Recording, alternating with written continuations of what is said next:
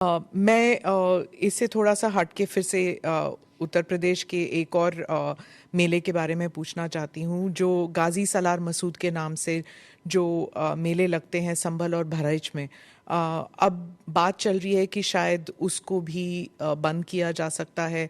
और आपने भी कहा था कि गाजी सलार मसूद या उसके उनके जैसे जो हमलावर हस्तियां हैं, उन्हें एक आइडल, उन्हें एक उस रूप से नहीं देखना चाहिए और नए भारत में उनके लिए जगह नहीं है। देखिए,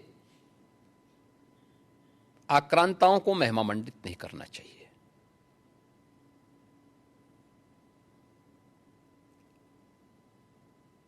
यह भी हमें मालूम होना चाहिए कि ये आक्रांता विदेशी थे। इन्होंने भारत की आस्था पर प्रहार किया, भारत की बहन बेटियों की इज्जत के साथ खिलवाड़ किया, भारत को लूटा। इसका महिमा मंडन आस्था का अपमान है। इनका महिमा मंडन मातृशक्ति का अपमान है। इनका महिमा मंडन करके हम देश का अपमान करते हैं और मुझे लगता है कि यह कोई भी भारतीय स्वीकार नहीं करेगा। याद करना, यही वे आक्रांता थे जिन्होंने देश के अंदर जबरन धर्मांतरण को आगे बढ़ाया था। देश के अंदर आज भी बहुत सारे मुस्लिम परिवार ऐसे हैं जो अपने पूर्वजों की परंपरा का जो स्मरण करते हैं और 6 पीढ़ी पहले, 8 पीढ़ी पहले बहुत सारे लोगों ने डॉक्यूमेंट तैयार रखे हुए हैं कि उनके पूर्वज कोई ना कोई हिंदू था। तो मुझे लगता है उस समय किन्हीं कारणों से उनको अगर इस्लाम स्वीकार करना पड़ा है तो उन आक्रांताओं की क्रूरता से कोई जजिया कर नहीं दे पाया। कोई जो है अपने स्वयं के परिवार को बचाने के नाम पर, कोई अन्य उसके नाम पर। मुझे लगता है कि हम लोगों को इसको स्वीकार नहीं करना चाहिए कि आक्रांता का कहीं महिमा मंडन हो।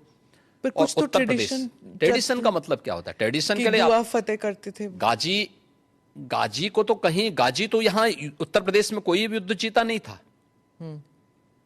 देखिए, सालार मसूद गाजी वही है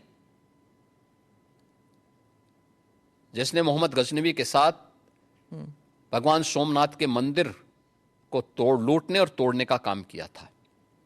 ये विदेशी लुटेरा था और इसको महाराज सुहेलदेव के नेतृत्व में हिंदू राजाओं ने जिस कार्य के लिए हकदार था, जिंदा खड़ा करके इसको पूरी तरह जलाया था। इस्लाम में सबसे क्रूर मौत मारी जाती है। जिसका वो हकदार था उसने जितना अत्याचार किया था, हिंदू धर्म और संस्कृति को तोड़ करके, आस्था पर प्रहार करके, बहन बेटियों की इज्जत के साथ खिलवाड़ करके, वही व्यवहार उसके साथ उस समय हिंदू राजाओं ने किया था। तो जय जयकार तो महाराज सुहेलदेव की होनी चाहिए और पूजा महाराज सुहेलदेव की होनी चाहिए, न कि सालार मसूद गाजी की।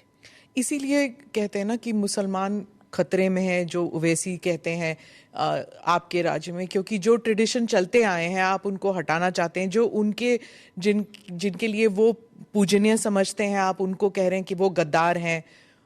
उनको हटाना चाहते हैं आप। इसलिए मुसलमान इससे खतरे में नहीं है, इनकी वोट बैंक की राजनीति खतरे में है। जिस दिन अपने पूर्वजों को भारतीय मुसलमान समझ जाएगा, इन सब के बोरिया बिस्तर बन जाएंगे।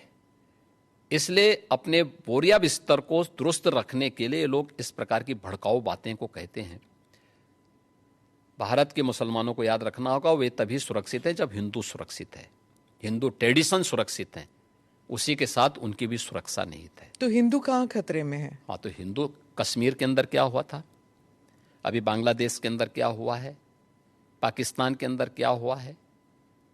महाराज, आप यहाँ पे जाएंगे, आप बांग्लादेश जाएंगे, आप पाकिस्तान जाएंगे, कहाँ जाएंगे? 1947 के पहले पाकिस्तान और बांग्लादेश दोनों भारत के हिस्से थे जी। इतिहास है। इस सच्चाई को आप भी जानती है, मैं भी जानता हूं, पूरा भारतीय जानता है। हम उस सच्चाई को कैसे भूल सकते हैं?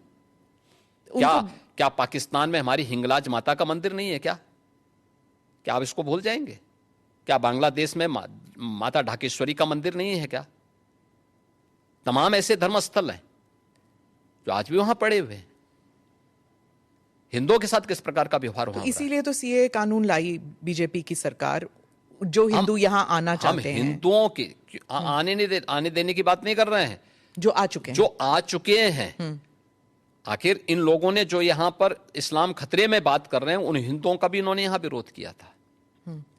आप अनुमान करिए कि भारत में ही वो हिंदुओं का विरोध कर रहे हैं, तो पाकिस्तान और बांग्लादेश के अंदर क्या हाल हो रहे होंगे, क्या हाल उनके हालात क्या होंगे।